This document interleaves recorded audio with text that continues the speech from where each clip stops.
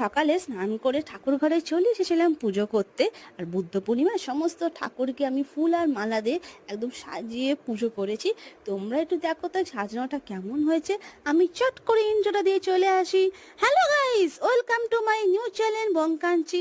আমার এই ভিডিওটা ভালো লাগলে একটা সাবস্ক্রাইব, একটা লাইক করে দাও প্লিজ।